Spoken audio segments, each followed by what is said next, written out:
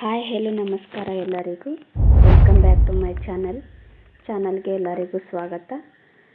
ಇವತ್ತಿನ ಕ್ಲಾಸ್ಗಳು ನಾವು 9ನೇ ತರಗತಿಯಲ್ಲಿರ್ತಕ್ಕಂಥ ಪಾಠಗಳನ್ನು ನೋಡ್ತಾ ಹೋಗೋಣ. ಅದು ಇತಿಹಾಸಕ್ಕೆ ಸಂಬಂಧಪಟ್ಟ ಪಾಠಗಳನ್ನು ನೋಡ್ತಾ ಹೋಗೋಣ. ಈ ಹಿಂದೆ ಹೇಳಿದಾಗೆ ನಾನು 7th ರಿಂದ 10th ವರೆಗೂ ಇತಿಹಾಸ ಭಾಗ ಕಂಪ್ಲೀಟ್ ಮಾಡ್ತೀನಿ. ಆಮೇಲೆ ಒಂದೊಂದಾಗಿ ಸಬ್ಜೆಕ್ಟ್ಗಳನ್ನು ಕಂಪ್ಲೀಟ್ ಮಾಡ್ತಾ ಹೋಗೋಣ ಅಂತ ಹೇಳಿದ್ನಲ್ಲ.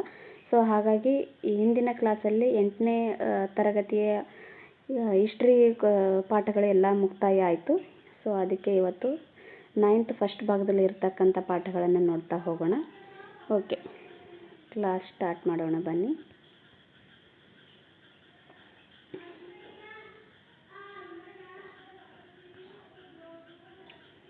ಫಸ್ಟ್ ಪಾಠ ಬಂದು ಪಾಶ್ಚಾತ್ಯ ಧರ್ಮಗಳಂತ ಬರುತ್ತೆ. ಸೊ ಪಾಶ್ಚಾತ್ಯ ಧರ್ಮಗಳನ್ನು ನೋಡ್ತಾ ಹೋಗೋಣ.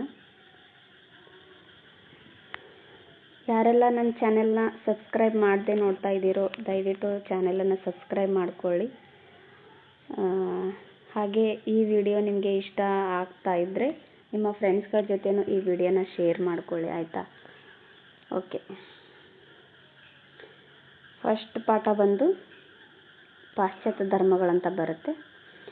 ಪ್ರಪಂಚದ ಚರಿತ್ರೆಯಲ್ಲಿ ಪುರಾತನ ಕಾಲದಿಂದ ಹಲವಾರು ಧರ್ಮಗಳ ಹುಟ್ಟು ಹಾಗೂ ಬೆಳವಣಿಗೆಗಳನ್ನು ಕಾಣ್ತಾ ಇದ್ದೀವಿ. ಯಹೂದಿ, ಪಾರ್ಸಿ, ಕ್ರೈಸ್ತ ಮತ್ತು ಇಸ್ಲಾಂ ಇವು ಪಾಶ್ಚಾತ್ಯ ಪ್ರದೇಶಗಳಲ್ಲಿ ಜನ್ಮ ತಾಳಿದವು.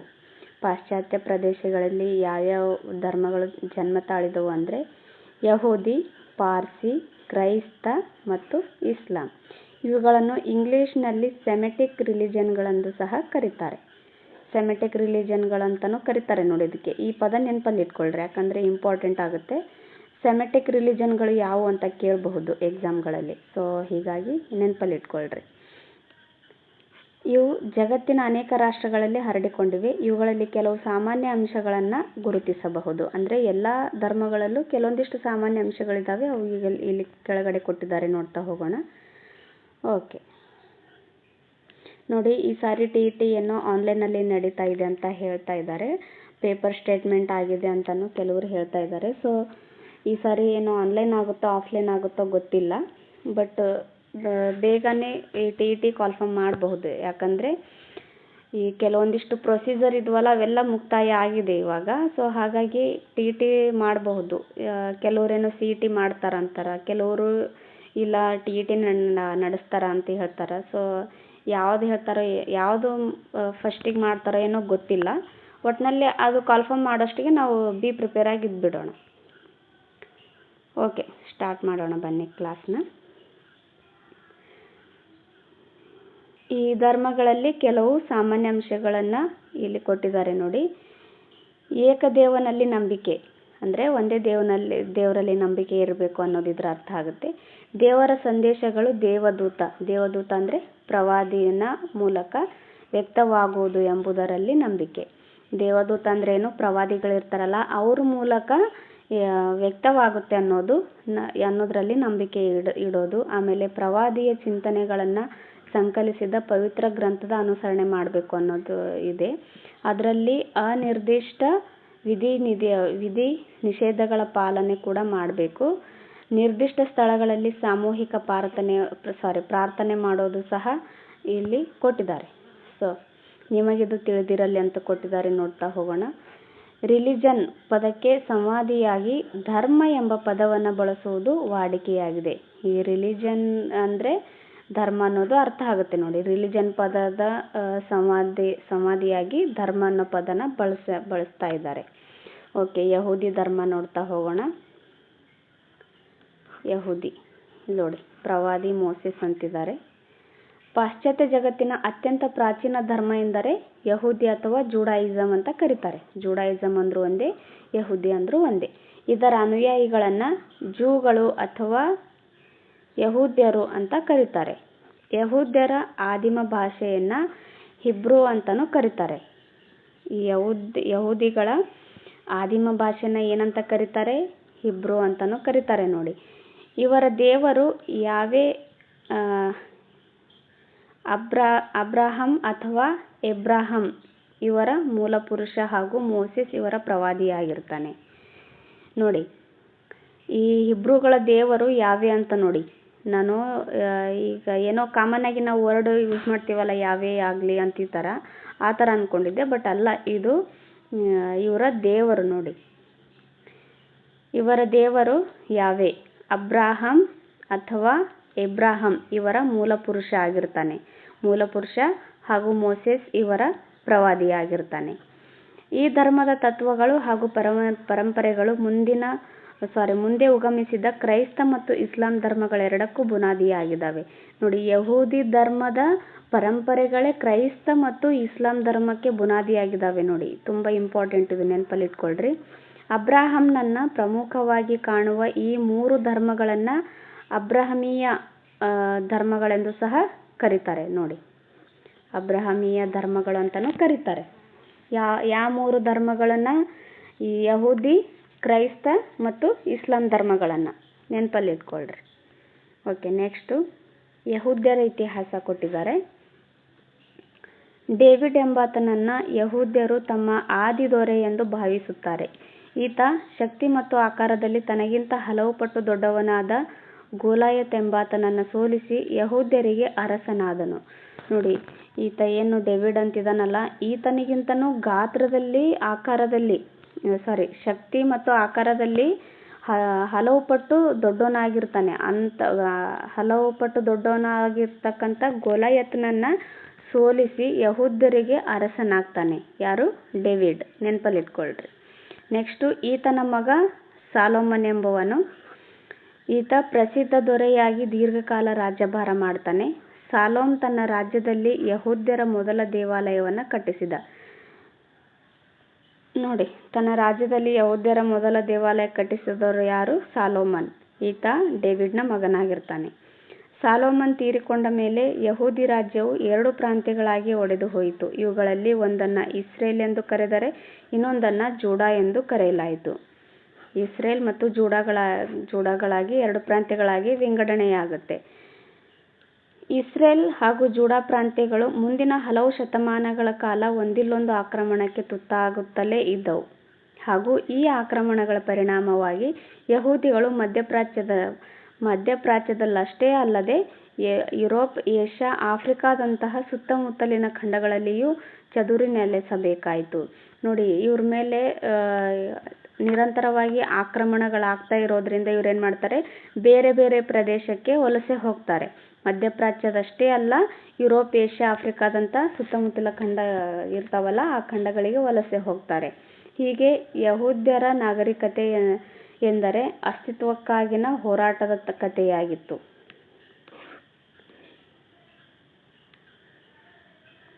ಎರಡನೇ ಮಹಾಯುದ್ಧದ ಸಮಯದಲ್ಲಿ ಜರ್ಮನಿಯ ಸರ್ವಾಧಿಕಾರಿಯಾಗಿದ್ದ ಹಿಟ್ಲರ್ ಸುಮಾರು 60 ಲಕ್ಷ ಯಹೂದಿಗಳನ್ನು ಕೊಲ್ಲಿಸಿದ. ನೋಡಿ, ಹಿಟ್ಲರ್ ಜರ್ಮನಿಯಲ್ಲಿ ಸರ್ವಾಧಿಕಾರಿಯಾಗಿರ್ತಾನಲ್ಲ ಹಿಟ್ಲರ್, ಈತ ಸುಮಾರು 60 ಲಕ್ಷ ಯಹೂದಿಗಳನ್ನು ಕೊಲ್ಲಿಸ್ತಾನಂತೆ.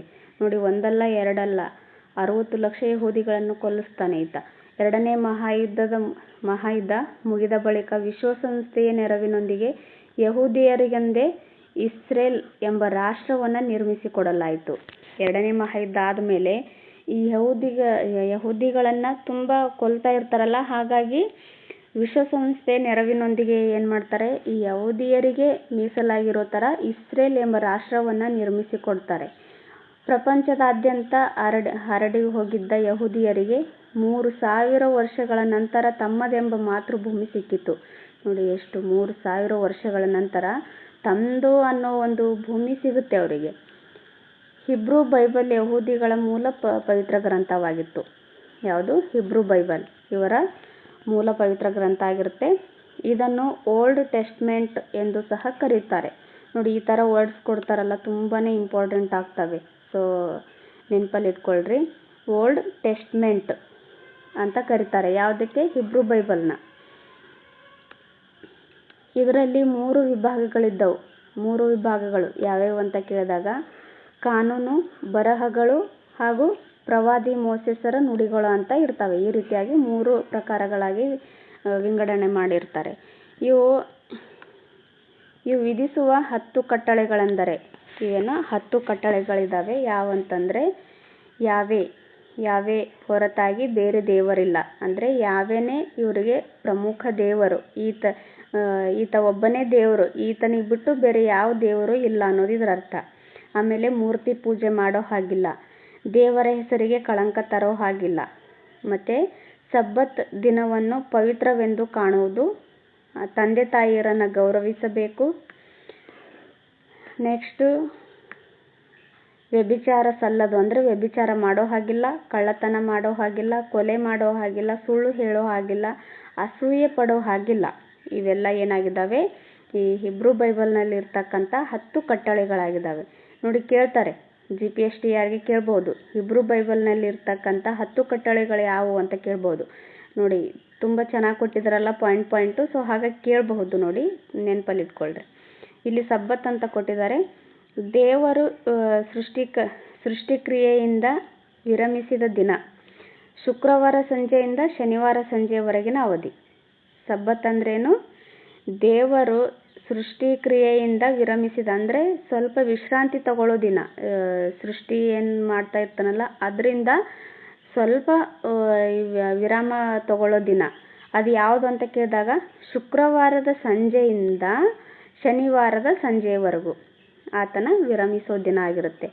ಇಲ್ಲಿದೆಯಲ್ಲ, ಸಬ್ಬತ್ ದಿನವನ್ನು ಪವಿತ್ರವೆಂದು ಕಾಣಬೇಕು ಅಂತ ಹೇಳಿದಾರಲ್ಲ, ಅದು ಕೊಟ್ಟಿದ್ದಾರೆ ಇನ್ಫಾರ್ಮೇಷನ್ ಇಲ್ಲಿ. ನೆಕ್ಸ್ಟ್ ಪಾರ್ಸಿ ಧರ್ಮ ಬರುತ್ತೆ.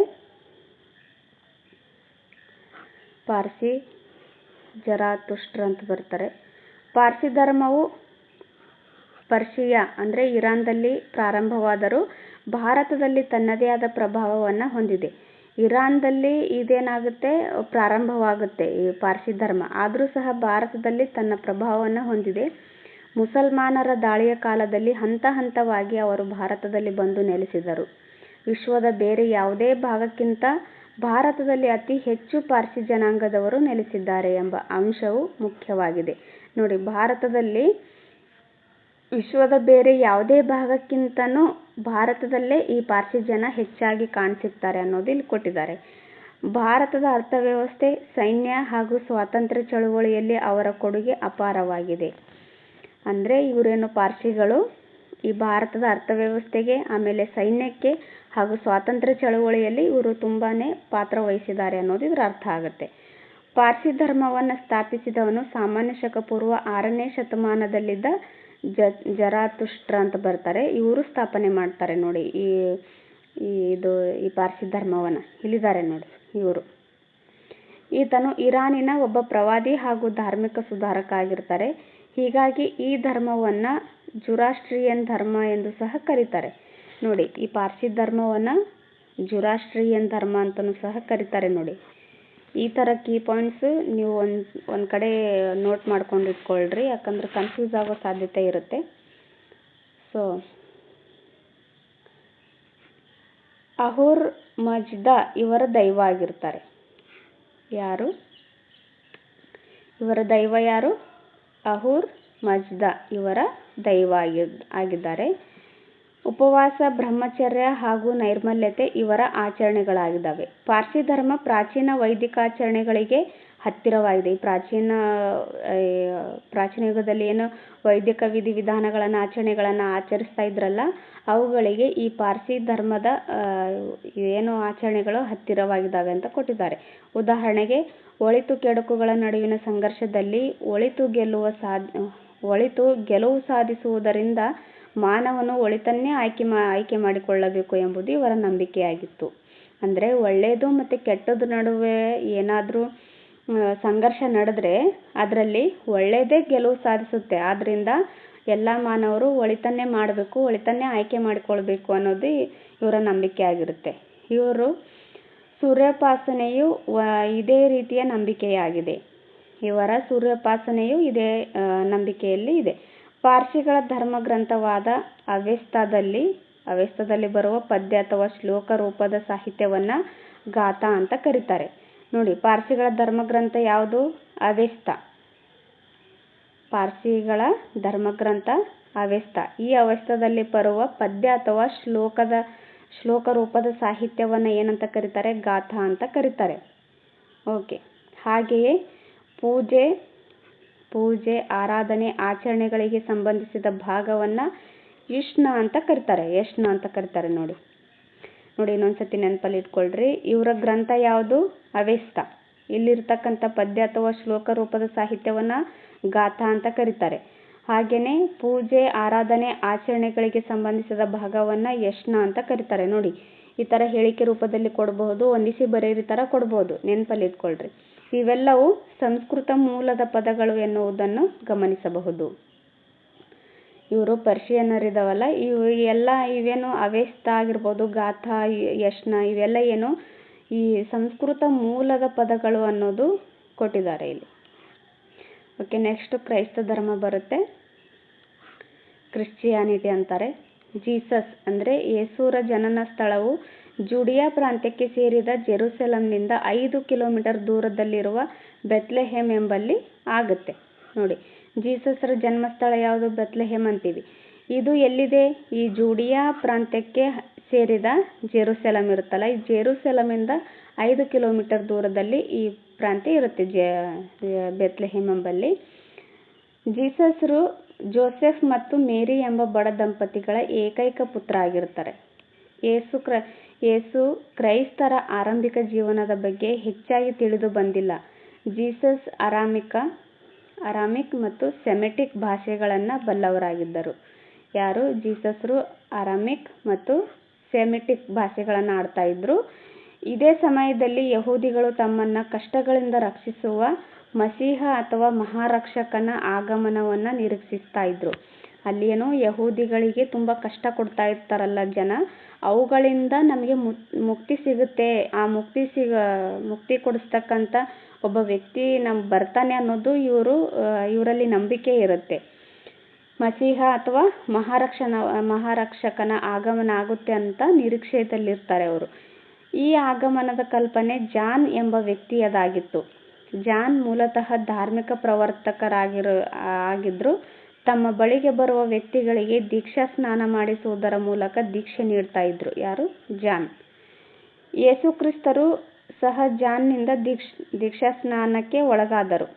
ಜಾನ್ ಜೀಸಸ್ರನ್ನ ಮಸೀಹ ಅಥವಾ ಮಹಾರಕ್ಷಕ ಎಂದು ಉದ್ಘರಿಸಿದರು. ನೋಡಿ, ಈ ಜಾನ್ ಅನ್ನೋ ವ್ಯಕ್ತಿ ದೀಕ್ಷೆ ಕೊಡ್ತಾ ಇದ್ದ ಈ ಜನರಿಗೆ. ಜೀಸಸ್ರು ಕೂಡ ಇವ್ರ ಹತ್ರನೇ ದೀಕ್ಷೆ ಪಡಿತಾರೆ, ಜಾನ್ ಅವ್ರ ಹತ್ರ. ಈ ಜಾನ್ ಏನು ಮಾಡ್ತಾರೆ? ಜೀಸಸ್ರನ್ನ ಮಸೀಹ ಅಥವಾ ಮಹಾರಕ್ಷಕ ಅಂತ ಕರೀತಾರೆ. ಆಗ ಯೇಸು ಕ್ರಿಸ್ತರಿಗೆ 30 ವರ್ಷ ವಯಸ್ಸಾಗಿರುತ್ತೆ. ಈ ಜಾನ್ ಮಸೀಹ ಅಥವಾ ಮಹಾರಕ್ಷಕ ಅಂತ ಜೀಸಸ್ರನ್ನ ಉದ್ಘರಿಸಿದಾಗ ಆಗ ಆತನಿಗೆ 30 ವರ್ಷ ವಯಸ್ಸಾಗಿರುತ್ತೆ. ಯೇಸು ಕ್ರಿಸ್ತರು ಇಸ್ರೇಲ್ ದೇಶದಲ್ಲೆಲ್ಲ ಸಂಚರಿಸುತ್ತಾ ಮತ ಪ್ರಚಾರ ಹಾಗೂ ಬೋಧನೆಯಲ್ಲಿ ತೊಡಗಿದರು. ಕಾಲಾನಂತರದಲ್ಲಿ ಯಹೂದಿಗಳು ಯೇಸು ಕ್ರಿಸ್ತರನ್ನ ತಮ್ಮ ಧಾರ್ಮಿಕ ಮುಖಂಡನನ್ನಾಗಿ ಸ್ವೀಕರಿಸಿದರು. ಅಂದರೆ ತಮ್ಮ ಧಾರ್ಮಿಕ ಮುಖಂಡರಂತೇಳಿ ಈ ಯಹೂದಿಗಳು ಸ್ವೀಕಾರ ಮಾಡ್ತಾರೆ. ಯೇಸು ಕ್ರಿಸ್ತರು ಮೊದಲು 12 ಜನ ಶಿಷ್ಯರನ್ನ ಹೊಂದಿದ್ರು. ನೋಡಿ, ಸ್ಟಾರ್ಟಿಂಗ್ ಇವರೇನು 12 ಜನ ಶಿಷ್ಯರನ್ನ ಹೊಂದಿರ್ತಾರೆ. ಅವರನ್ನ ಅಪೋಸಲ್ಸ್ ಅಂತ ಕರೀತಾರೆ. ಈ ವರ್ಡ್ಸ್ ತುಂಬ ಇಂಪಾರ್ಟೆಂಟ್ ನೋಡಿ. ಅಪೋಸಲ್ಸ್ ಅಂದ್ರೆ ಏನು ಅಂತ ಕೇಳಬಹುದು ಎಕ್ಸಾಮ್ಗಳಲ್ಲಿ. ಅಪೋಸಲ್ಸ್ ಅಂದ್ರೆ ಯೇಸು ಕ್ರಿಸ್ತರು ಮೊದಲಿಗೆ ಹೊಂದಿರತಕ್ಕಂಥ 12 ಜನ ಶಿಷ್ಯರನ್ನ ಅಪೋಸಲ್ಸ್ ಅಂತ ಕರಿತಾ ಇದ್ರು. ಪೀಟರ್ ಅವರ ಮೊದಲ ಅನುಯಾಯಿಯಾಗಿರ್ತಾನೆ. ಪೀಟರ್ ಅವರ ಮೊದಲ ಅನುಯಾಯಿ ಆಗಿದ್ದಾನೆ. ಓಕೆ, ಯೇಸು ಕ್ರಿಸ್ತರು ರೋಗದಿಂದ ನರಳುವವರ ಮತ್ತು ಅಸಹಾಯಕರ ಬಗ್ಗೆ ಸಹಾನುಭೂತಿ ಹಾಗೂ ಕರುಣೆಯನ್ನು ಹೊಂದಿದ್ರು. ಈ ಅಸಾಮಾನ್ಯ ಶಕ್ತಿಯ ಮೂಲಕ ಬಡವರ ಕಷ್ಟಗಳನ್ನು ಪರಿಹರಿಸಲು ಅವರು ಯಾವಾಗಲೂ ಮುಂದೆನೇ ಇರ್ತಾ ಇದ್ರು. ನೆಕ್ಸ್ಟು ಯೇಸು ಕ್ರಿಸ್ತರನ್ನ ಶಿಲುಬೆಗೇರಿಸುವಿಕೆ. ಯೇಸು ಕ್ರಿಸ್ತರನ್ನ ಯಾವ ರೀತಿಯಾಗಿ ಶಿಲುಬೆಗೇರಿಸ್ತಾರೆ ಅಂತ ಇಲ್ಲಿ ಕೊಟ್ಟಿದ್ದಾರೆ. ಯೇಸು ಕ್ರಿಸ್ತ ಯಹೂದಿಗಳಿಂದ ಮಹಾರಕ್ಷಕರೆಂದು ಪರಿಗಣಿಸಲ್ಪಟ್ಟು ಜನಪ್ರಿಯರಾದರು. ಜನರೆಲ್ಲರೂ ಯಹೂದಿಗಳೆಲ್ಲರೂ ಈತನಿಗೆ ಏನಂತಾರೆ? ಮಹಾರಕ್ಷಕ, ಮಸೀಹ ಅಂತ ಕರೀತಾರಲ್ಲ. ಕರೆದು ಅವ್ರಿಗೆ ನಂಬೋದಕ್ಕೆ ಸ್ಟಾರ್ಟ್ ಮಾಡ್ತಾರೆ. ಅವರ ಆಚರಣೆಗಳನ್ನೆಲ್ಲ ಪಾಲನೆ ಮಾಡೋದಕ್ಕೆ ಸ್ಟಾರ್ಟ್ ಮಾಡ್ತಾರೆ. ಜನಪ್ರಿಯ ಆಗ್ತಾರಲ್ಲ. ಡಂಬಾಚಾರದಿಂದ ಕೂಡಿದ ಧಾರ್ಮಿಕ ವಿಧಿವಿಧಾನಗಳನ್ನು ಅಲ್ಲೆಗಳೆದುದರಿಂದ ಯಹೂದಿಗಳ ಸಂಪ್ರದಾಯ ವರ್ಗ ಅವರನ್ನು ವಿರೋಧಿಸಲು ಪ್ರಾರಂಭಿಸಿತು. ಈ ಯಹೂದಿಗಳಲ್ಲಿ ಸಂಪ್ರದಾಯ ವರ್ಗ ಇರುತ್ತಲ್ಲ, ಜೀಸಸ್ ಏನು ಮಾಡ್ತಾರೆ? ಡಂಬಾಚಾರದಿಂದ ಕೂಡಿದ ಧಾರ್ಮಿಕ ವಿಧಿವಿಧಾನಗಳನ್ನು ಮಾಡಬಾರ್ದು ಅಂತೇಳಿ ಟೀಕಿಸ್ತಾರೆ ಅದ್ರ ವಿರುದ್ಧ. ಆಗ ಯಹೂದಿಗಳಿಗೆ ಇದು ಒಂಥರ ಅವ್ರ ವಿರೋಧ ಕಟ್ಕೊಳ್ಳುವಂಥ ಸಂಗತಿಗಳು ನಡೀತವೆ. ಅಂದರೆ ಅವರೇನು ಸಂಪ್ರದಾಯವನ್ನು ಪಾಲನೆ ಮಾಡ್ತಾ ಇರ್ತಾರಲ್ಲ, ಅವರಿಗೆ ಇದು ಒಂಥರ ಕಟುವಾಗಿ ನುಡಿಯೋ ಥರ ಆಗಿಬಿಡುತ್ತೆ. ಹಾಗಾಗಿ ಅವರು ಈ ಜೀಸಸ್ರನ್ನು ವಿರೋಧಿಸ್ತಾ ಇರ್ತಾರೆ.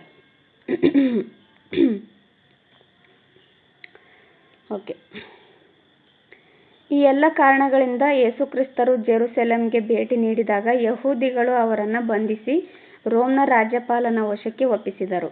ಹೀಗೆ ಜೀಸಸ್ ಏನು ಮಾಡ್ತಾರೆ, ಎಲ್ಲ ಧರ್ಮ ಪ್ರಚಾರ ಮಾಡ್ತಾ ಏನು ಜೆರುಸಲೆಮ್ಗೆ ಭೇಟಿ ಕೊಡ್ತಾರಲ್ಲ, ಆಗ ಏನು ಮಾಡ್ತಾರೆ, ಅಲ್ಲಿ ಯಹೂದಿಗಳು ಈತನಿಗೆ ಬಂಧಿಸಿ ರೋಮ್ನ ರಾಜ್ಯಪಾಲ ಇರ್ತಾನಲ್ಲ, ರಾಜ್ಯಪಾಲನಿಗೆ ಒಪ್ಪಿಸಿಬಿಡ್ತಾರೆ. ರಾಜ್ಯಪಾಲನು ಯೇಸುಕ್ರಿಸ್ತರನ್ನು ಶಿಲುಬೆಗೇರಿಸುವ ಮರಣದಂಡನೆ ಶಿಕ್ಷೆಯನ್ನು ವಿಧಿಸಿದನು. ಶಿಲುಬೆಗೇರಿಸುವ ಒಂದು ಮರಣದಂಡನೆ ಶಿಕ್ಷೆಯನ್ನು ವಿಧಿಸ್ತಾನೆ. ಅವರನ್ನು ರೋಮ್ನ ಸೈನಿಕರು ಗುಲ್ಗೊತಾ ಎಂಬ ಬೆಟ್ಟದ ಮೇಲೆ ಶಿಲುಬೆಗೇರಿಸಿದರು. ನೋಡಿ, ಇದು ಕೇಳಿದ್ರು, ಈ ಜೀಸಸ್ರನ್ನ ಶಿಲುಬೆಗೇರಿಸಿದ ಬೆಟ್ಟ ಯಾವುದು ಅಂತ ಕೇಳಿದರು. ಗೋಲ್ಗೊತಾ ಏನಾಗಿದೆ, ಇವರಿಗೆ ಶಿಲುಬೆಗೇರಿಸಿದ ಬೆಟ್ಟವಾಗಿದೆ. ಯೇಸು ಕ್ರಿಸ್ತರ ಬೋಧನೆಗಳು ಇಲ್ಲಿ ಕೊಟ್ಟಿದ್ದಾರೆ.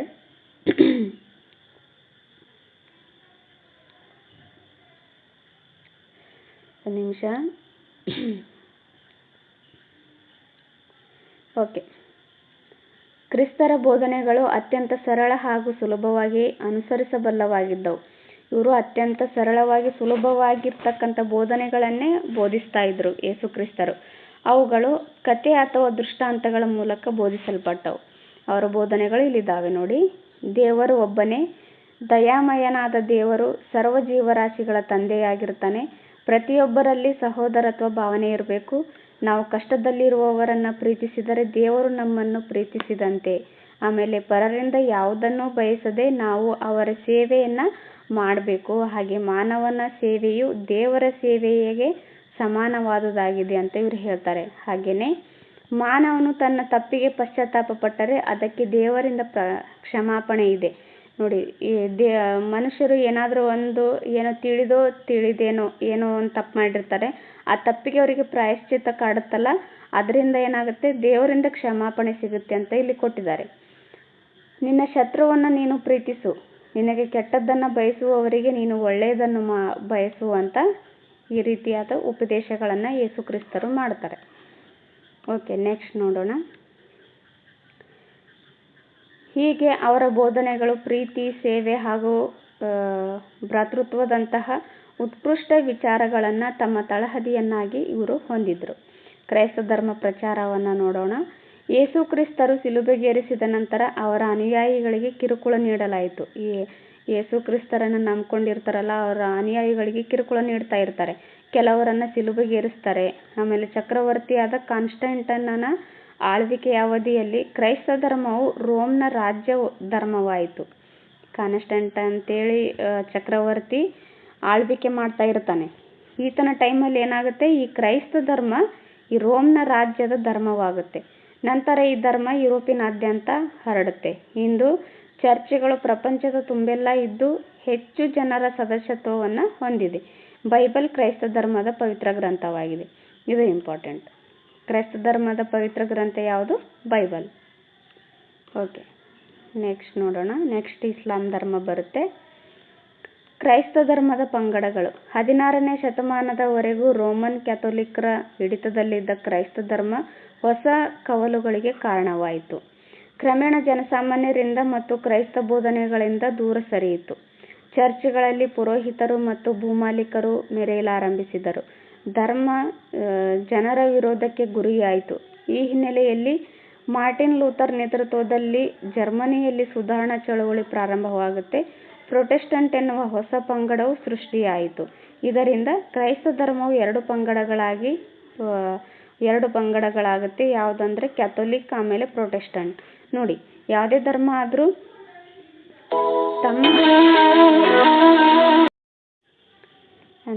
ಸ್ವಲ್ಪ ಡಿಸ್ಟರ್ಬೆನ್ಸ್ ಆಯಿತು.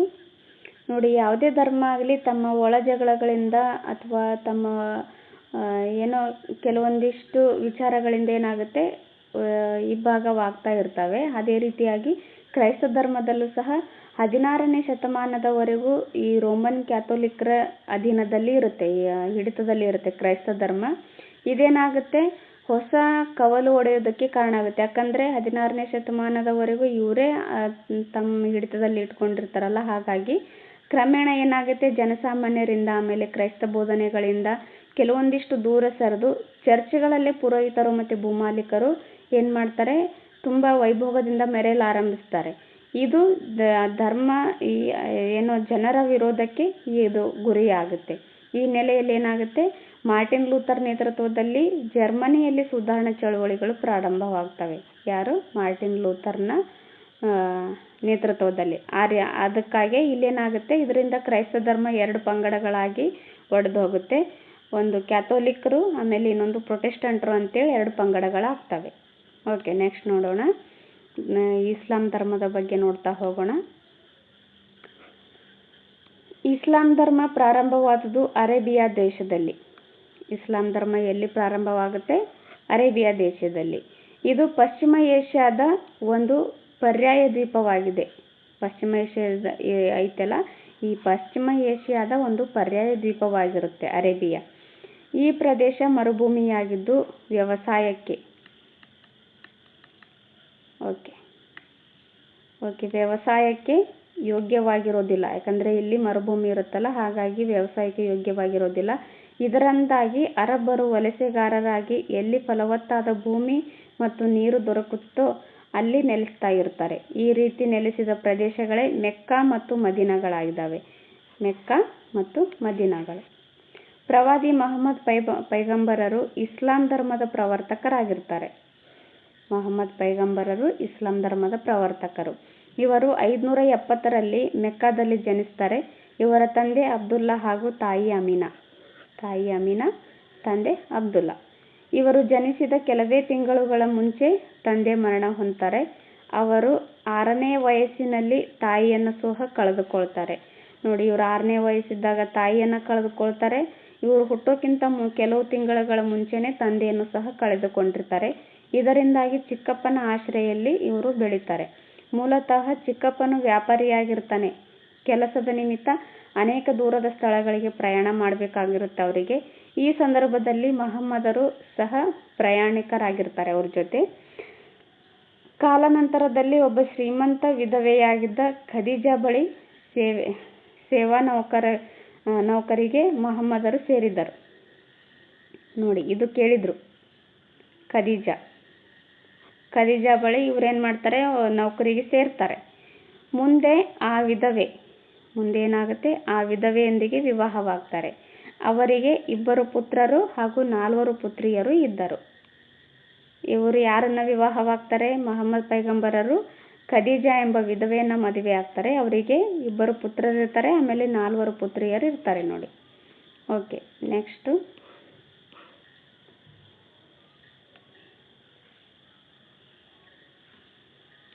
ಮಹಮ್ಮದರು ಸದಾ ಚಿಂತನಾ ಮಗ್ನರು ಮತ್ತು ಒಂಟಿಯಾಗಿ ಪ್ರಾರ್ಥಿಸುವ ಅಭ್ಯಾಸವುಳ್ಳವರಾಗಿರ್ತಾರೆ. ಆ ಪ್ರಾರ್ಥನಾ ಸ್ಥಳದ ಮೆಕ್ಕಾದ ಬಳಿಯ ಹಿರಾ ಎನ್ನುವ ಬೆಟ್ಟದ ತಪ್ಪಲಿನಲ್ಲಿದ್ದ ಗುಹೆಯಾಗಿತ್ತು. ನೋಡಿ, ಮೆಕ್ಕಾದ ಬಳಿ ಇರುವ ಹಿರಾ ಎಂಬ ಬೆಟ್ಟದ ಮೇಲೆ ಒಂದು ಗುಹೆ ಇರುತ್ತೆ. ಆ ಗುಹೆಯಲ್ಲಿ ಇವರು ಯಾವಾಗಲೂ ಪ್ರಾರ್ಥನೆ ಮಾಡ್ತಾನೆ ಇರ್ತಾರೆ. ಹೀಗೆ ಒಮ್ಮೆ ಅಲ್ಲಿ ಧ್ಯಾನಾಸಕ್ತರಾಗಿದ್ದಾಗ ದೇವದೂತನ ಧ್ವನಿ ಅಲ್ಲಿ ಕೇಳಿಸುತ್ತೆ ಅವರಿಗೆ. ಆ ದೇವದೂತನು ಮೊಹಮ್ಮದರನ್ನು ನೀನು ಅಲ್ಲಾಹನ ಪ್ರವಾದಿ, ಅಲ್ಲಾ ಅಂತಂದರೆ ದೇವರ ಪ್ರವಾದಿ ಎಂದು ಉದ್ಗರಿಸಿದನು. ಮುಂದೆ ತಾನು ಅಲ್ಲಾಹನ ಪ್ರವಾದಿ ಎಂದು ತಮ್ಮ ಕುಟುಂಬ ಬಂಧುವರ್ಗ ಹಾಗೂ ಸ್ನೇಹಿತ ವರ್ಗಕ್ಕೆ ಮನಗಾಣಿಸಿದರು. ಇವರು ತಮ್ಮನ್ನು ತಾವು ದೇವರೆಂದು ಎಂದೂ ಕರೆದುಕೊಳ್ಳಲಿಲ್ಲ. ತಾವು ಕೇವಲ ಅಲ್ಲಾಹನ ಪ್ರವಾದಿ ಎಂದೇ ಪರಿಗಣಿಸ್ತಾ ಇದ್ರು. ನೋಡಿ, ಇವರು ತಮ್ಮನ್ನು ತಾವೇ ದೇವರಂತ ಎಲ್ಲೂ ಹೇಳ್ಕೊಂಡಿಲ್ಲ, ಬಟ್ ಇವರೇನು ದೇವರ ಪ್ರವಾದಿ ಅಂತ ಪರಿಗಣಿಸ್ತಾ ಇದ್ರು. ಹಾಗೂ ತಾವು ಆಲಿಸಿದ ದೈವಿ ಸತ್ಯ ಅಂದರೆ ಸುವಾರ್ತೆಯನ್ನು ಅಭಿವ್ಯಕ್ತಿಸಿದರು. ಅವರ ಶಿಷ್ಯರು ಈ ನುಡಿಗಳನ್ನು ಗ್ರಂಥ ರೂಪದಲ್ಲಿ ಸಂಗ್ರಹಿಸಿಡ್ತಾರೆ. ಇದೇ ಇಸ್ಲಾಂನ ಪವಿತ್ರ ಗ್ರಂಥವಾದ ಕುರಾನ್ ಆಗಿದೆ. ನೋಡಿ, ಓಕೆ, ಇಲ್ಲಿದೆ ನೋಡಿ ಮೆಕ್ಕಾ. ಓಕೆ, ನೆಕ್ಸ್ಟ್ ನೋಡೋಣ. ಮೆಕ್ಕಾದ ಸಾಂಪ್ರದಾಯಿಕ ವರ್ಗ ಇವರನ್ನು ವಿರೋಧಿಸಲು ಆರಂಭಿಸಿತು. ಸಾಂಪ್ರದಾಯಿಕ ವರ್ಗ ಅಂತಂದರೆ ಕೆಲವು ವಿಧಿವಿಧಾನಗಳನ್ನು ಆಚರಣೆಗಳನ್ನು ಮಾಡ್ತಾ ಇರ್ತಾರಲ್ಲ ಅಂಥವರು ಏನು ಮಾಡ್ತಾರೆ, ಇವರ ಮೊಹಮ್ಮದ್ ಪೈಗಂಬರರ ಉಪದೇಶಗಳನ್ನು ವಿರೋಧಿಸ್ತಾರೆ. ಈ ಕಾರಣದಿಂದ ಮುಂದೆ ಪೈಗಂಬರರಿಗೆ ಮೆಕ್ಕಾದಲ್ಲಿ ಬೋಧಿಸಲು ಸಾಧ್ಯವಾಗಲಿಲ್ಲ. 622ರಲ್ಲಿ ಮೆಕ್ಕಾದಿಂದ ಮದೀನಾದ ಕಡೆಗೆ ಪ್ರಯಾಣ ಮಾಡ್ತಾರೆ. ನೋಡಿ, 622ರಲ್ಲಿ ಮೆಕ್ಕಾದಿಂದ ಮದೀನಾಕ್ಕೆ ಹೋಗ್ತಾರಲ್ಲ, ಈ ಪಯಣವು ಹಿಜ್ರಾ ಶಕೆ ಎಂಬ ಹೆಸರಿನಿಂದ ಇತಿಹಾಸದಲ್ಲಿ ಪ್ರಸಿದ್ಧವಾಗಿದೆ. ಹಿಜ್ರಾ ಶಕೆ ಅಂತೇಳಿ ಎಷ್ಟನೇ ಇಸ್ವಿ ಕರೀತಾರೆ ಅಥವಾ ಯಾವೊಂದು ವರ್ಷಕ್ಕೆ ಕರೀತಾರೆ ಅಂತ ಕೇಳಿದರು ಹಿಂದೆ ಎಕ್ಸಾಮ್ಗಳಲ್ಲಿ. ಸೊ 622ರಲ್ಲಿ ಇವ್ರೇನು ಮಾಡ್ತಾರೆ, ಮೆಕ್ಕಾದಿಂದ ಮದೀನಾಕ್ಕೆ ಪ್ರಯಾಣ ಮಾಡ್ತಾರಲ್ಲ ಅದನ್ನೇ ಹಿಜ್ರಾ ಶಕೆ ಅಂತ ಕರೀತಾರೆ. ನೋಡಿ, ಹಿಜ್ರಾ ಶಕ.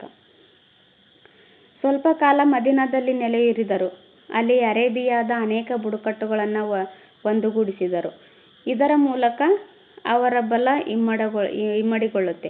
ನೋಡಿ, ಅರೇಬಿಯಾದಲ್ಲಿ ಅನೇಕ ಬುಡಕಟ್ಟು ಜನರನ್ನು ಒಂದುಗೂಡಿಸಿ ಅವರಿಗೆ ಏನು ಮಾಡ್ತಾರೆ, ಉಪದೇಶಗಳನ್ನು ಮಾಡ್ತಾರೆ. ಈ ರೀತಿಯಾಗಿ ಅವ್ರಿಗೆ ಏನಾಗುತ್ತೆ, ಇನ್ನೊಂದಿಷ್ಟು ಅವರ ಬಲ ಇಮ್ಮಡಿಗೊಳ್ಳುತ್ತೆ. ಪುನಃ ಮೆಕ್ಕಾಕ್ಕೆ ತಮ್ಮ ಅನುಯಾಯಿಗಳೊಂದಿಗೆ ಬಂದು ನೆಲೆಸ್ತಾರೆ. ಮೆಕ್ಕಾದಲ್ಲಿ ಅವರಿಗೆ ವಿರೋಧ ವ್ಯಕ್ತಪಡಿಸ್ತಾ ಇರ್ತಾರೆ ಜನ. ಆದ್ದರಿಂದ ಅವ್ರು ಏನು ಮಾಡ್ತಾರೆ, ಮೆಕ್ಕಾದಿಂದ ಮದೀನಾಕ್ಕೆ ಹೋಗ್ತಾರೆ. ಮದೀನಾದಲ್ಲಿ ಈ ಬುಡಕಟ್ಟು ಜನಾಂಗದವರನ್ನು ಒಂದುಗೂಡಿಸಿ ಅವರಿಗೆ ಉಪದೇಶ ಮಾಡ್ತಾ ಇರ್ತಾರಲ್ಲ, ಉಪದೇಶ ಮಾಡ್ತಾನೆ ಅವರ ಅನುಯಾಯಿಗಳೊಂದಿಗೆ ಮತ್ತೆ ಮೆಕ್ಕಾಕ್ಕೆ ವಾಪಸ್ಸು ಬಂದು ನೆಲೆಸ್ತಾರೆ. ನಂತರ ಅಲ್ಲಿಯೇ 632ರಲ್ಲಿ ಕೊನೆಯುಸಿಳಿದರು. ನೋಡಿ, 622ರಲ್ಲಿ ಮೆಕ್ಕಾದಿಂದ ಮದೀನಾಕ್ಕೆ ಹೋಗ್ತಾರೆ. ಅದಕ್ಕೆ ಹಿಜ್ರಾ ಶಕ ಅಂತ ಕರೀತಾರೆ. ಹಾಗೆ ವಾಪಸ್ ಮತ್ತೆ ಮೆಕ್ಕಕ್ಕೆ ಹೋಗ್ತಾರಲ್ಲ, ಮೆಕ್ಕಾಗೆ ಹೋದ್ಮೇಲೆ 632ರಲ್ಲಿ ಇವರು ಮರಣ ಹೊಂದ್ತಾರೆ. ನೆನಪಲ್ಲಿಟ್ಕೊಳ್ರಿ. ಓಕೆ, ಇಸ್ಲಾಂ ಧರ್ಮದ ಬೋಧನೆಗಳನ್ನು ನೋಡ್ತಾ ಹೋಗೋಣ. ನೋಡಿ, ಇವೆಲ್ಲ GPSTRಗೆ ತುಂಬ ಇಂಪಾರ್ಟೆಂಟ್ ಆಗ್ತವೆ. ಯಾಕಂದರೆ ಇಲ್ಲಿ ನೋಡಿ ಪಾಯಿಂಟ್ ವೈಸ್ ಕೊಟ್ಟಿದ್ದಾರಲ್ಲ, ಸೊ ಇಂಪಾರ್ಟೆಂಟ್ ಆಗ್ತವೆ GPSTRಗೆ. ಸೊ ಕರೆಕ್ಟಾಗಿ ನೋಡ್ಕೊಳ್ರಿ. ಇಸ್ಲಾಂ ಧರ್ಮದ ಬೋಧನೆಗಳು. ಇಸ್ಲಾಂ ಎಂದರೆ ಒಂದು ದೇವರಿಗೆ ಶರಣಾಗು. ನೋಡಿ, ಇಸ್ಲಾಂ ಪದದ ಅರ್ಥ ಏನು? ಒಂದು ದೇವರಿಗೆ ಶರಣಾಗು ಅನ್ನೋದು ಅರ್ಥ ಆಗುತ್ತೆ. ಮುಸ್ಲಿಂ ಎಂದರೆ ದೇವರ ಅನುಯಾಯಿ. ನೋಡಿ, ಇಸ್ಲಾಂ ಬೇರೆ, ಮುಸ್ಲಿಂ ಬೇರೆ. ಇಸ್ಲಾಂ ಅಂದರೆ ಒಂದು ದೇವರಿಗೆ ಶರಣಾಗು, ಮುಸ್ಲಿಂ ಅಂದರೆ ದೇವರ ಅನುಯಾಯಿ ಅಂತ ಅರ್ಥ ಆಗುತ್ತೆ. ಈ ಧರ್ಮದ ಬೋಧನೆಗಳು ಇಲ್ಲಿದ್ದಾವೆ. ದೇವರು ಒಬ್ಬನೇ, ಆತನೇ ಅಲ್ಲ. ಅಲ್ಲಾಹನನ್ನು ಒಲಿಸಿಕೊಳ್ಳಲು ಸರಳ ಪ್ರಾರ್ಥನೆಯೊಂದಿಗೆ ಸಾಕು. ಅಂದರೆ ಸರಳವಾಗಿ ಪ್ರಾರ್ಥನೆ ಮಾಡೋದ್ರಿಂದ ದೇವರನ್ನು ಒಲಿಸ್ಕೊಳ್ಬಹುದು ಅಂತ ಇವರು ಹೇಳಿದ್ದಾರೆ. ಪ್ರಾಮಾಣಿಕತೆ ಮತ್ತು ನೀತಿಯುತ ಜೀವನ ನಡೆಸಬೇಕು, ದುಶ್ಚಟಗಳಿಂದ ದೂರವಿರಬೇಕು ಅಂತ ಹೇಳಿದ್ದಾರೆ. ದೀನ ದುರ್ಬಲರ ಬಗ್ಗೆ ಕರುಣೆ ಹಾಗೂ ಸ್ತ್ರೀಯರ ಬಗ್ಗೆ ಗೌರವ ಇರಬೇಕು ಅಂತ ಇಲ್ಲಿ ಹೇಳಲಾಗಿದೆ. ಓಕೆ, ನೆಕ್ಸ್ಟ್ ನೋಡೋಣ. ಇಸ್ಲಾಂ ಧರ್ಮದ ಆಚರಣೆಗಳು. ಇಸ್ಲಾಂ ಧರ್ಮದಲ್ಲಿ 5 ಪ್ರಮುಖ ಆಚರಣೆಗಳಿದ್ದಾವೆ. ಒಂದು ಕಲಿಮಾ. ಕಲಿಮಾ ಅಂದರೆ ಅಲ್ಲಾನಲ್ಲಿ ಮಾತ್ರ ನಂಬಿಕೆ, ಮೊಹಮ್ಮದರು ಅವರ ಪ್ರವಾದಿಗಳಾಗಿದ್ದಾರೆ ಅನ್ನೋದು ಇದರ ಅರ್ಥ ಆಗುತ್ತೆ. ನೋಡಿ, ಈ ಥರ ಕೊಟ್ಟು ಈ ಕಡೆ ಹೊಂದಿಸಿ ಬರೀರಿ ಥರ ಕೊಡ್ತಾರೆ. ನೋಡಿ, ಈ ಕಡೆ ಎಲ್ಲ ಈ ಥರ ಕೊಟ್ಟು ಈ ಕಡೆ ಬೇರೆ ಏನೋ ಈ ಅಲ್ಲಾನಲ್ಲಿ ಮಾತ್ರ ನಂಬಿಕೆ. ಓಕೆ, ಕಲಿಮಾ ಮುಂದೆ ಪ್ರತಿದಿನ 5 ಬಾರಿ ಪ್ರಾರ್ಥನೆ ಮಾಡೋದು ಈ ಥರ ಕೊಡ್ತಾರೆ. ಅಂದರೆ ಹೊಂದಿಸಿ ಬರೀರಿ ಥರ ಇಲ್ಲ ಹೇಳಿಕೆ ರೂಪದಲ್ಲಿ ಕೊಡ್ತಾರೆ. ಕಲಿಮಾ ಅಂತಂದರೆ ಅಲ್ಲಿ ಒಂದು ಬೇರೆ ಅರ್ಥ ಕೊಟ್ಬಿಟ್ಟು ಇದರಲ್ಲಿ ಯಾವ್ದು ಸರಿ ಯಾವ್ದು ತಪ್ಪು ಈ ಥರ ಕೇಳಿದ್ದಾರೆ ಹಿಂದೆ ಎಕ್ಸಾಮ್ಗಳಲ್ಲಿ. ಸೊ ಹಾಗಾಗಿ ತುಂಬ ಇಂಪಾರ್ಟೆಂಟ್ ಆಗುತ್ತೆ. ನೋಡಿ, ಕರೆಕ್ಟಾಗಿ ನೋಡ್ಕೊಂಡ್ಬಿಡಿ. ಕಲಿಮಾ ಅಂದ್ರೇನು? ಅಲ್ಲಾನಲ್ಲಿ ಮಾತ್ರ ನಂಬಿಕೆ, ಮೊಹಮ್ಮದರು ಅವರ ಪ್ರವಾದಿಗಳು ಅನ್ನೋದು ಅರ್ಥ ಆಗುತ್ತೆ. ನಮಾಜ್, ಪ್ರತಿದಿನ 5 ಬಾರಿ ಅಲ್ಲಾನಿಗೆ ಪ್ರಾರ್ಥನೆ ಮಾಡೋದನ್ನೇ ನಮಾಜ್ ಅಂತ ಕರೀತಾರೆ. ರೋಜಾ ಅಂತಂದರೆ ರಂಜಾನ್ ತಿಂಗಳಲ್ಲಿ ಉಪವಾಸ ಮಾಡೋದು. ಜಕಾತ್ ಅಂದರೆ ಆದಾಯದಲ್ಲಿ ನಿಗದಿಪಡಿಸಿದ ಭಾಗವನ್ನು ಬಡವರಿಗೆ ದಾನ ಮಾಡೋದು ಜಕಾತ್ ಅಂತ ಕರೀತಾರೆ. ಹಜ್ ಅಂದರೆ ಜೀವನದಲ್ಲಿ 1 ಬಾರಿ ಮೆಕ್ಕಾ ಯಾತ್ರೆ ಕೈಗೊಳ್ಳಬೇಕು ಅನ್ನೋದು ಇದರ ಅರ್ಥ ಆಗುತ್ತೆ. ಈ 5 ಆಚರಣೆಗಳನ್ನು ಇಸ್ಲಾಂನ ಆಧಾರ ಸ್ತಂಭಗಳೆಂದು ಕರೆಯಲಾಗಿದೆ. ಕೇಳಬಹುದು ಎಕ್ಸಾಮ್ಗಳಲ್ಲಿ, ಇಸ್ಲಾಂನ ಆಧಾರ ಸ್ತಂಭಗಳನ್ನು ಬರೆಯಿರಿ ಅಥವಾ ಇಸ್ಲಾಂನ ಆಧಾರ ಸ್ತಂಭಗಳನ್ನು ವಿವರಿಸಿರಿ ಅಂತ ಕೊಡ್ಬೋದು GPSTRಗೆ. ಆವಾಗ ನಮಗೆ ಕನ್ಫ್ಯೂಸ್ ಆಗ್ಬೋದು ಆಧಾರ ಸ್ತಂಭಗಳು ಯಾವ ಅಂತ. ಈ ಧರ್ಮದ ಆಚರಣೆಗಳನ್ನೇ ಇಸ್ಲಾಂ ಧರ್ಮದ ಆಧಾರ ಸ್ತಂಭಗಳಂತ ಕರೀತಾರೆ.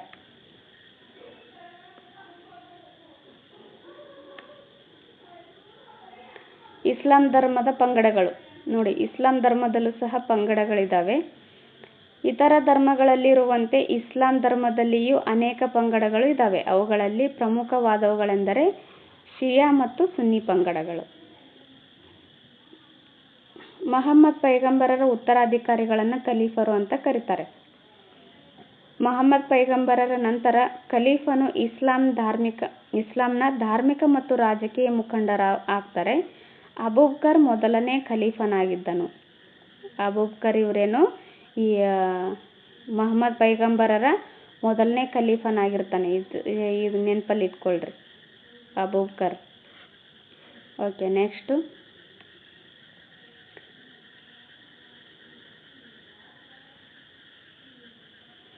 ಇಲ್ಲಿ ನೋಡಿ, ಈ ಸಾ ಶ ಪು ಅಂತ ಕೊಟ್ಟರೆ ಸಾಮಾನ್ಯ ಶಕ ಪೂರ್ವ ಅಂತ ಅರ್ಥ ಆಗುತ್ತೆ. ಇದೇನೋ ಕೊಟ್ಟಿರಲಿಲ್ಲ ಅಂತಂದ್ರೆ ಏನು, ಅಲ್ಲಿ ಸಾಮಾನ್ಯ ಶಕೆ ಅಂತಾನೆ ನಾವು ತಿಳ್ಕೊಬೇಕು ಅಂತ ಕೊಟ್ಟಿದ್ದಾರೆ. ನೋಡಿ, ಈ ಇಸ್ಲಾಂ ಧರ್ಮ ಓದಬೇಕಾದ್ರೆ ಏನೋ ಬರೀ 622, ಆಮೇಲೆ 632, ಈ ಮಹಮ್ಮದ್ ಪೈಗಂಬರರು ತೀರ್ ಹೋಗ್ತಾರಲ್ಲ ಅದನ್ನು 632 ಈ ಥರ ಕೊಟ್ಟಿದ್ರು. ಹಿಂದ್ಗಡೆ ಏನೂ ಕೊಟ್ಟಿರಲಿಲ್ಲ. ಆವಾಗ ನಾವು ಸಾಮಾನ್ಯ ಶಕೆ ಅಂತ ಅಲ್ಲಿ ಪರಿಗಣಿಸಬೇಕು ಅಂತ ಕೊಟ್ಟಿದ್ದಾರೆ. ಓಕೆ, ನೆಕ್ಸ್ಟ್ ನೋಡೋಣ. ಈ ಖಾಲಿ ಬಿಟ್ಟ ಸ್ಥಳಗಳನ್ನು ಭರ್ತಿ ಮಾಡಿ ಅಂತ ಕೊಟ್ಟಿದ್ದಾರೆ. ಬಿಟ್ಟ ಸ್ಥಳಗಳನ್ನು ತುಂಬ್ತಾ ಹೋಗೋಣ.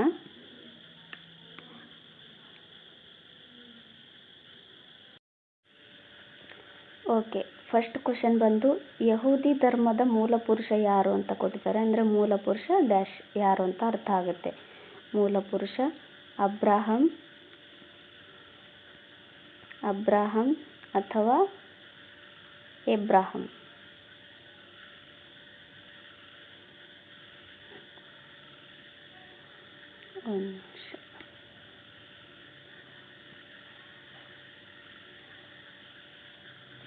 ಓಕೆ, ಪಾರ್ಸಿ ಧರ್ಮದ ಸ್ಥಾಪಕರು ಯಾರು ಅಂತ ಕೇಳಿದ್ದಾರೆ.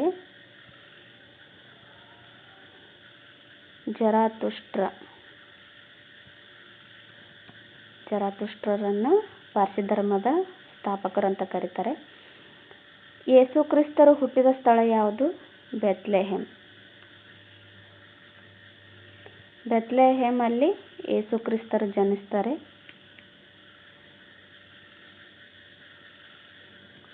ನೆಕ್ಸ್ಟು, ಯೇಸು ಕ್ರಿಸ್ತರನ್ನು ಸಿಲುಬೆಗೇರಿಸಿದ ಬೆಟ್ಟ ಯಾವುದು?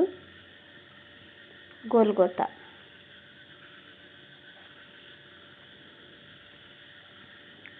ಇದೆಯೋ ಯೇಸು ಕ್ರಿಸ್ತರನ್ನು ಸಿಲುಬೆಗೇರಿಸಿರ್ತಾರೆ ಈ ಬೆಟ್ಟದ ಮೇಲೆ. ಕ್ರೈಸ್ತ ಧರ್ಮವು ರೋಮಿನ ರಾಜ್ಯ ಧರ್ಮವಾಗಿದ್ದು ಯಾವ ಚಕ್ರವರ್ತಿ ಟೈಮಲ್ಲಿ ಅಂತ ಕೇಳಿದ್ದಾರೆ. ಕಾನ್ಸ್ಟಂಟೈನ್.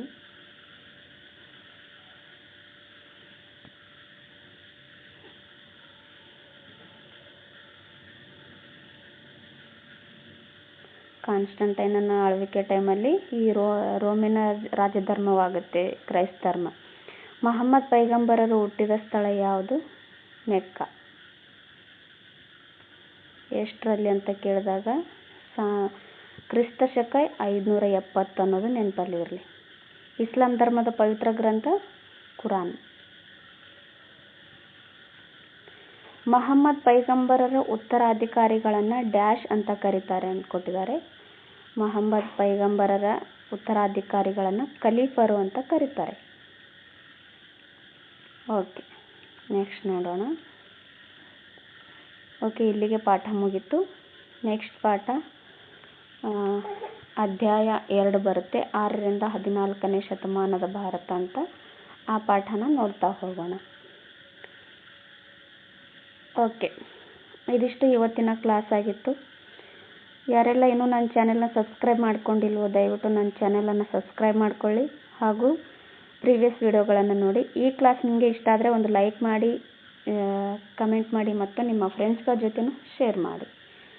ಓಕೆ, ಇಷ್ಟೊತ್ತು ಈ ಕ್ಲಾಸ್ ಕೇಳಿದ್ದಕ್ಕೆ ತಮ್ಮೆಲ್ಲರಿಗೂ ತುಂಬ ಹೃದಯದ ಧನ್ಯವಾದಗಳು. ಸಿಗೋಣ ನೆಕ್ಸ್ಟ್ ಕ್ಲಾಸಲ್ಲಿ.